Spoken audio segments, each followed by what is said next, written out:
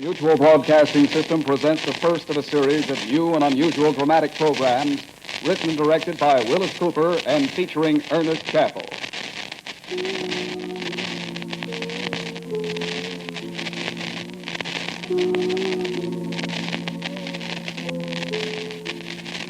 Quiet, please.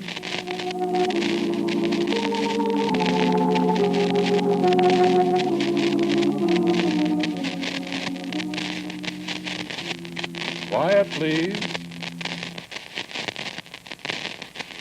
Like 6,800 feet above sea level. A little house, maybe 20 feet long, 15 feet wide. It's made of corrugated iron sheets with a high peaked roof. It sort of hangs over the edge of the mountaintop, with nothing but the spikes of pine trees stretching all the way down to Pasadena, better than a mile below you.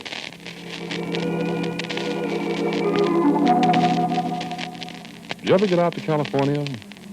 Well, if you do, go up there sometime and take a look at that little house. But look at it through the fence that surrounds it. That's far enough, through the fence. You go out Foothill Boulevard toward Pasadena, but you turn off on Angeles Crest Highway at La Canada. Just keep on driving uphill, and you'll get there. Just keep right on going. The top of Mount Wilson is the end of the highway. You ever look through a big telescope at the sky at night, at the things up there? Things so far away you sprain your brain just trying to imagine how far away they are. With nothing between you and them, billions and billions of miles of nothing. I don't know what it does to you, but, brother, I freeze. Listen, do you know there are holes in the sky? No, I mean it. I've seen them.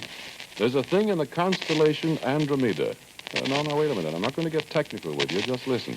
There's this thing, astronomers call it the Horsehead Nebula. You know what it is?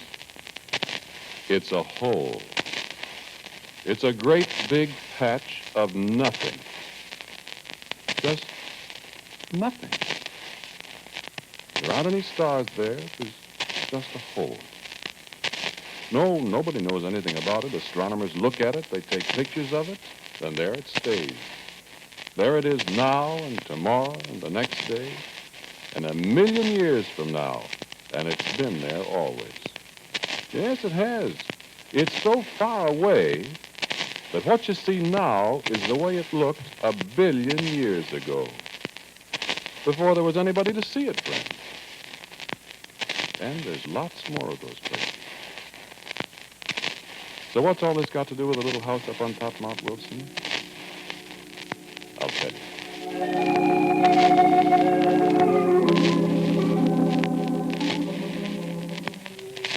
This was quite some time ago. I'd been living in California State for several years. I had a couple of bucks, had a nice little place near Venice. That was before the valley got to be so popular with movie people, radio comics, people like that. And it wasn't bad living alone, waking up in the middle of the night hearing the Southern Pacific lark whistle for a crossing out around Chatsworth, listening to a dog howling way out across the valley, going back to sleep. I don't get back to sleep so easy these days.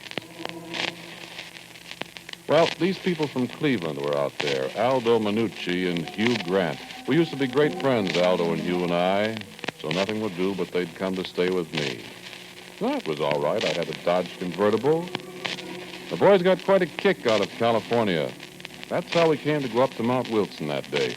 Aldo and Hugh had been, looking around for odd places. They had some ideas. So one day we were having breakfast, and they were looking at an automobile club bulletin. Aldo said, "Let's go to Mount Wilson." So we did. I've been up there once before. You know how it is in California. I knew everything. Well, I thought I knew everything. I found out different. We were inside the big dome where the 100-inch telescope is. It's like being inside a giant's watch. The telescope is in the middle, a big spidery framework with ladders climbing all over it up under this dome. The tourists stand on the kind of a catwalk around the edge while the astronomer explains as much as he thinks the apple knockers will understand. There was just a few of us that day standing close to a little kind of pulpit, listening with our mouths open. Yeah, it is like a pulpit. I got to thinking that day how the astronomer looked like a priest up there. A nice old white-haired fellow like a priest. And I was thinking he was talking about the heavens, too. I'd seen it all before, but my mouth was as wide open as Hugh's and Aldo's. And the Earth is moving through space, too. It moves around the sun at the rate of about 18.5 miles per second. So therefore, you see, we must, in order to keep this telescope focused accurately on the celestial objects we are observing, neutralize those motors mechanically. The telescope itself, as you will observe, is controllable in any direction by this motor. Watch the different things. Notice the motion of the telescope. And the final movement, the rotation of the entire dome exactly synchronized with the speed of the Earth through space. Watch through the shutters above you, please.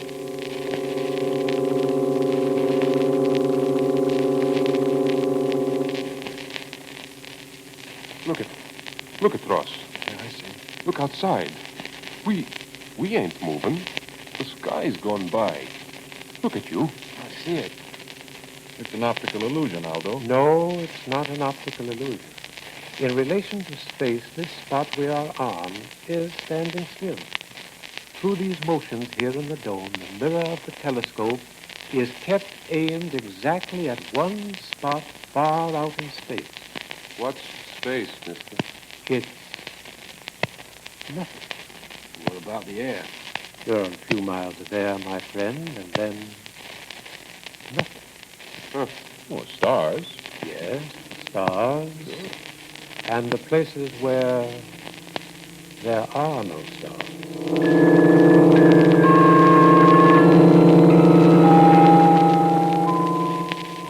My skin twitched a little when he said that. The places where there are no stars. Did yours? Well, the show was over. We went outside into the sunlight. We walked across the long wooden bridge. There's a deep gully in front of the dome. And down a little path past the thing they call a coelostat, a small dome on legs about 100 feet high. Thing they study the sun and sunspots and things like that with. And it was quiet up there along toward the middle of the afternoon. There was a chill in the air. We were just talking. It's an odd place, and you get kind of impressed. The people impress you. The astronomers. They live up there all by themselves. They look at the sky. They see things. You always get the feeling they know a lot more than they're telling. Like doctors, like priests, I guess. Oh, I said that, didn't I? Well, that's what they're like. The path leads through the woods. Biggest live oaks you ever saw. Lead through the woods over to the old hotel. So I said, hey, how about a beer before we start down, huh? A beer. That's for me. Can you get hard liquor up here, Ross? No, I don't think so. Anyway, I wouldn't want to drink, not with all that mountain road ahead of me. No, sir. Don't you take no drink, Ross. I don't want to ride that road with nobody's had a drink of liquor. Maybe you shouldn't have a beer, even. Oh, no, wait a minute. Beer won't hurt me. Hey, what's this fence for? Huh? Oh, I never noticed that before. That's quite a fence. I have a hard time getting over that. What would you want to get over it for? I don't know. What do you suppose is on the other side where they got this heavy fence? I don't see anything. Except that little house out there on stilts.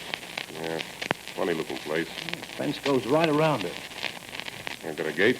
Oh, come on. Let's get a beer. No, I want to look at this, Ross. Probably they got something valuable in there. Sure, scientific instruments or something. This place is all full of that stuff. Hey, look. A sign. Huh? Where? Here. Oh, come on. Ah, wait. What's it say? The public is forbidden to pass beyond this fence under severe penalty. That all? Yeah. What do you suppose they got in that place? don't know. I don't care. Hey, there's a door up at the end of that trestle. Maybe we could get back and get in through that other shed where the trestle starts, huh? What do you want to go in there for? Oh, come on, we got to get going. Oh, I'm just curious. You know what I mean. The place might come in handy. Oh, yeah. See? Especially if they keep everybody out like this. But the thing must be full of stuff, like Ross said, scientific stuff. Yeah, might be, might not be. Hey, here comes that fellow that made the spiel up there. Well, ask him. He'd know. He won't tell you. Well, we'll find out. Hey, fella. How are you? Hey. Were you talking to me? Yeah. What's in that funny-looking building? Over there? Nothing. Yeah? What's the idea of the fence, then? You don't want people to go in there. Oh, I'd sure like to see what's in it. I said there's nothing in there. You sure, mister? Yes, I'm absolutely sure. Could we get a pass to go in there, maybe? No. You saw the sign, didn't you? Yeah, it said something about the penalty of the law. You didn't read it very carefully. He didn't read it. I did. Read it again. Wait. The public forbidden to pass beyond this fence under severe penalty. See? I see what he means. He didn't say anything about the law. Oh, That's right. well then. There are other penalties. Oh. Tough guy, huh? No, not at all. Well, what does it mean, then? I'll give you a little friendly advice. I wouldn't try to find out if I were you. Oh, is that so? Yes. Do you really know what's in there, mister? Yes. What? Nothing. Okay, lads. Let's go get that beer.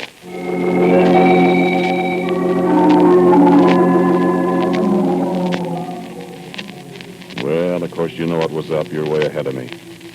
My Cleveland pals weren't in California just for a vacation. There was a bank I'd had my eye on for a while out in Pacific Palisades. It wasn't the first bank that Lanucci and Hugh Grant and I had worked a deal on. I didn't go much for this place up on Mount Wilson with nothing in it and a fence around it. Aldo and Hugh, well, after all, could you find a better place to stash away some dough? Nobody could get in, they said. And if we could, well, so I bought the idea finally. And to make a long story short, we took, I think it was $53,000 out of the bank. 53, 54. Now, what's the difference? It's all gone now.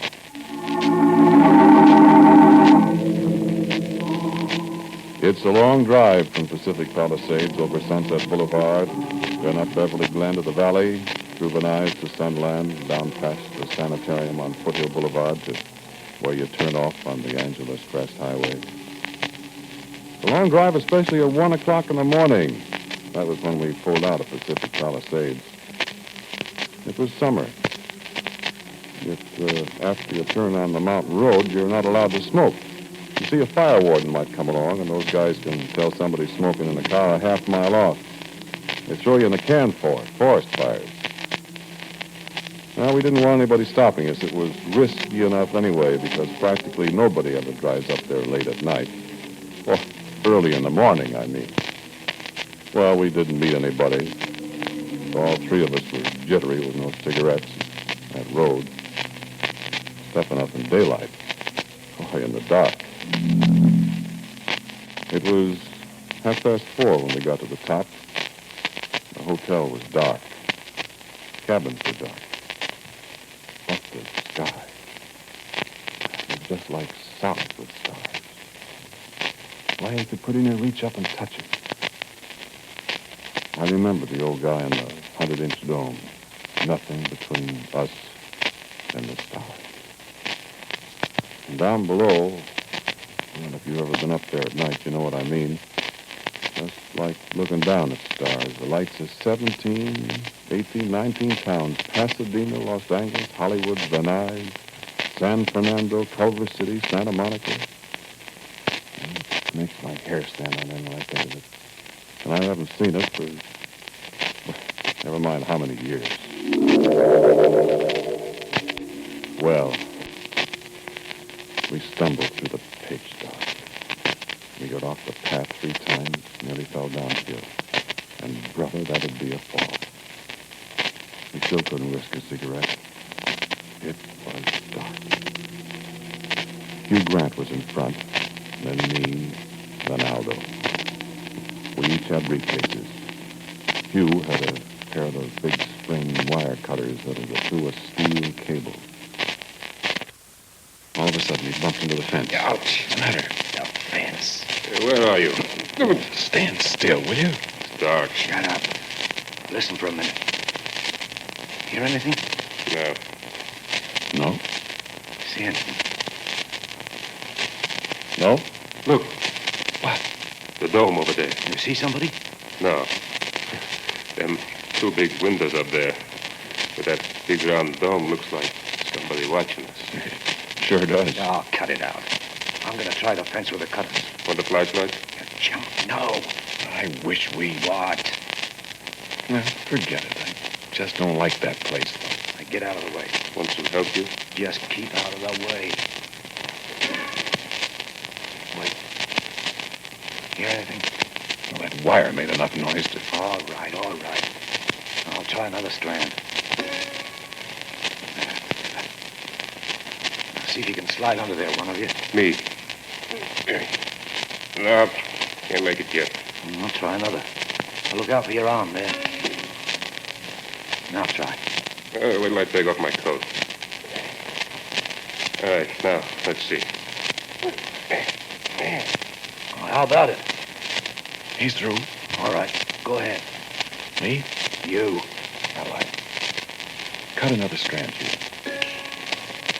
Now make it now. I guess so. Yeah. Where are you, Aldo? Right here. Come on, you. Hey, slide the briefcases through first. Coming up. Got him. Got it. Here I come. All set. All set. I'm all set. I'm as all set as I ever will be, I figure. I don't like any part of this place. I don't like the dark. I don't like the stars up above us. I don't like the lights down below. I don't like the silence. I don't like climbing around the top of a mountain with nothing under me but thin air for a mile or more. All I can hear is Hugh and Aldo in front of me, cracking through the weeds, cursing when one of them whacks a shin against a sharp rock. All I can see is two black shapes in front of me. The blacker shape, that's the building, the little house with nothing in it. Aldo and Hugh are panting. 6,800 feet, you know. Your breath is pretty short. It's tough going, especially when you're dragging a briefcase full of money, too. You're scared and sweating and tired. And then all of a sudden, we're under the building, alongside one of the struts that hold up the little trestle. Boost me up, Aldo. Aldo boosts him up. He was a little guy. He's spry. A lot sprier than I am up there a mile in the air, and I guess he's not as scared as I am. So I look up, and he's sprawling on the trestle with 9 million stars behind him, reaching down to me. Grab my hand, Russ. I scrambled up. I never know how I made it either. Here we are, and in a second, Aldo's up there with us. Now, keep quiet a minute and rest. I'm knocked out. Yeah. You hear anything, you? Just the wind. Russ. No, I thought I heard something. Guess it's just the wind. Listen. It's the wind. Well? So we stood up. So Hugh walked the rest of the way down the little trestle. We followed him, stumbling over the planks, and there was the door. We rattled the bar on it. It was padlocked. So Hugh took the big cutters and he wrenched away at the bar. We shivered there in the cold, waiting to see if anybody heard us. There wasn't a sound. So Hugh tried again. And the bar fell off. We kept still for another minute. And then... Open the door.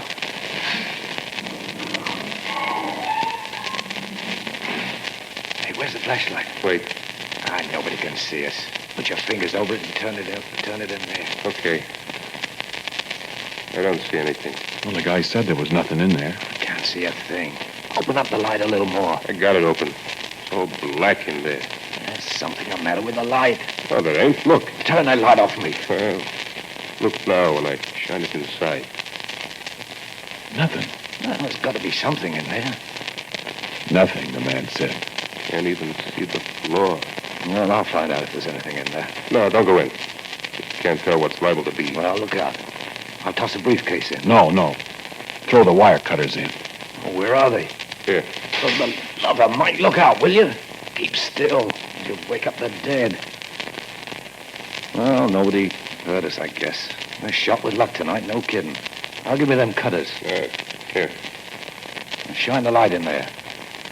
Sure can't see anything, can you? Throw 'em in. Get out of the doorway. Keep the light in there. Go ahead. Throw 'em against the far wall. All right. Look out. Where'd they go? Tossed them hard enough to bounce. Move the light around. I can't see a thing. I can't either. They ought to be. The light just kind of seems to... Oh, cut it out. There's probably some kind of stuff on the floor. Powdered. Maybe they fell into it. Here, stand to one side, Ross. What are you going to do? I'm going in to look around. You got a gun, Aldo? Just this little 32. All right, come on. Ross, you stay here and watch and listen. I wouldn't go in there, Hugh. Nobody asked you to. I'm going. Come on, Aldo. Now, listen, you. You got the screaming Mimis, too. Now, come on with that gun. There's nothing in there. Look, Hugh. Come on, let's get out of here. Oh, shut up. Here. Might as well take the dough, too. We can stick it in there. Now, go ahead, Aldo, with the light. You go first. All right. Now, stand there and keep your ears. Hey, Hugh. Where are you? Can't see him. Listen, Aldo, don't go in there. I got to. Hey, Hugh. Hugh. Where are you? Listen, Aldo. Keep your eyes and ears open now. We'll be right back. Hey, Hugh. You all right? I'm coming in, Hugh. Hugh. Aldo. What's in there? Hey, Hugh. Okay, Ross. Something's the matter with him. Here I come. Hugh. I'm gonna... Hugh. Hey, Hugh. Aldo. Hey, what's in there, you two? Hugh.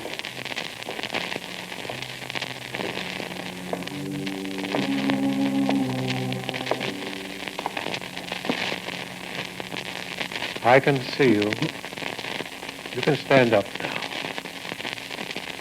They won't come out, I assure you.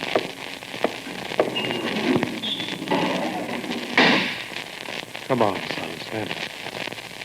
I've got a gun. No, you haven't. Stand up.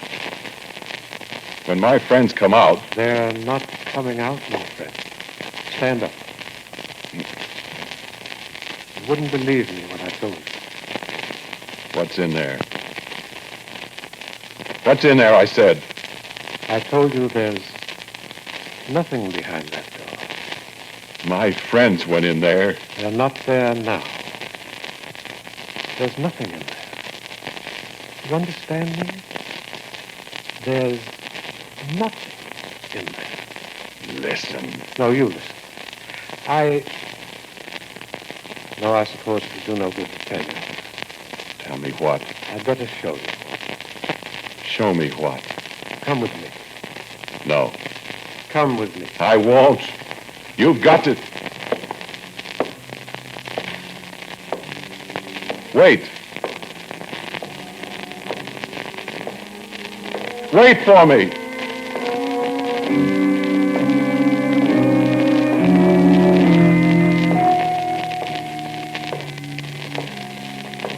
Across the little trestle, away from the door, he closed on my friends. Through another door. Into a long shed in the dark. And I was glad I couldn't see the stars. Out another door at the end of the shed.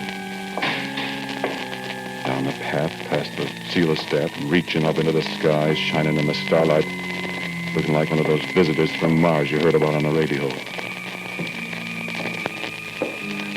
Across the little wooden bridge with the two eyes with a 100-inch dome staring down at me and a cold wind coming up the other side of the mountain. Up the ramp,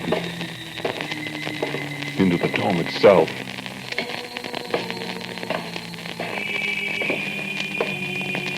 And up the iron stairs. Follow me. A little yellow light at the head of the stairs, and then out on the catwalk in the dark with the floor 40 feet below us. Up another ladder. My legs are getting tired. Up. Follow me. Up another dizzy ladder. And another. And across another spidery walk. Here. Sit in this seat. I can't speak. My throat is dry.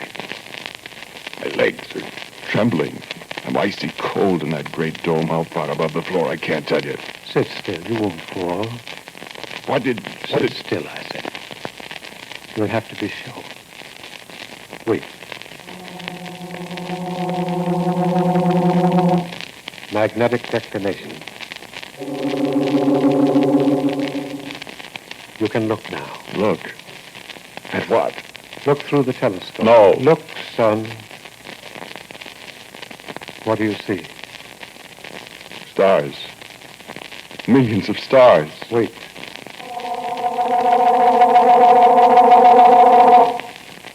Look again. What do you see? Nothing. Nothing. Watch.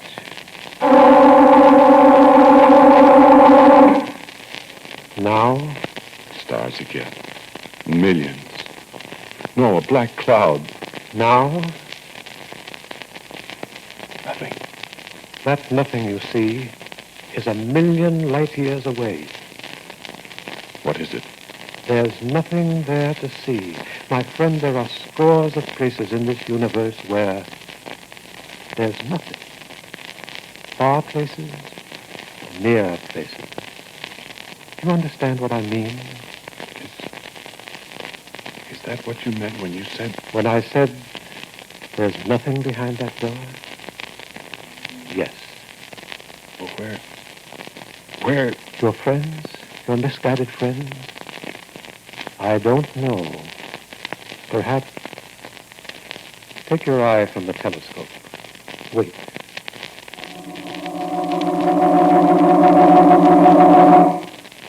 Look now, if you dare. Well, what? Look.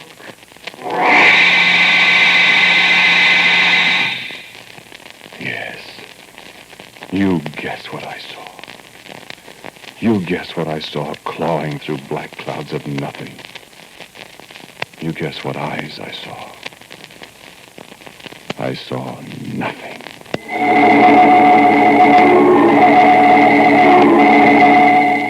Yes, the little house is still there on Mount Wilson. You can go look at it if you want to, but don't go too close. Maybe somebody will tell you it's just a place where they store equipment. Maybe. Why do they keep the door locked then? Well, just one other thing. Don't you go around opening doors you don't know anything about. There might be nothing behind one of them.